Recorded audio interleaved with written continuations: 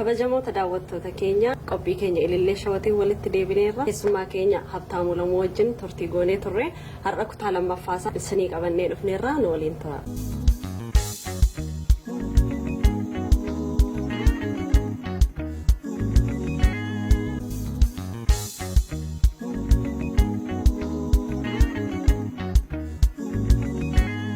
Firan qabu, maatiin qabu, namni hin beeku hin jiru, afaan illee hin beeku.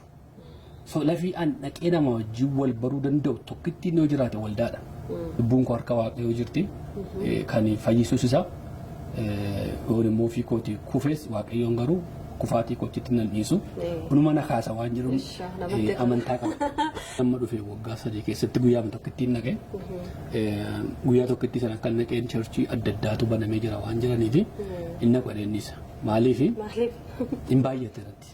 Garuu waldaan kun gaafa gootiidhaan nama shashaniin ciccitanii deemanii na jibbisiisan.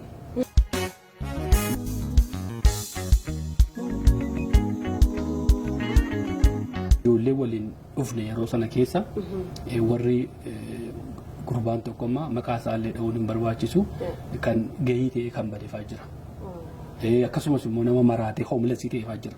Ijoollee waliin dhufne keessaa jechuudha. Namni isaan barbaades hin jiru. Namni isaan barbaade hin jiru. Haga churchiin Oromoo tokko taatutti naqolee dhiiseenanii kan faranjiin naana mana gooftaa akkaan hin baanne bineensicha hamaan akkaan hin nyaatamne cakkaa guddaa keessa qofaa koo mundeemu ati na wajjin garaan gorrafamu. Kana nan jaalladha. Ulfaadhu. Ayyee faarfannaatti abbaa manaa keetti naa himii isa wajjin reemiksii tokkoon goona.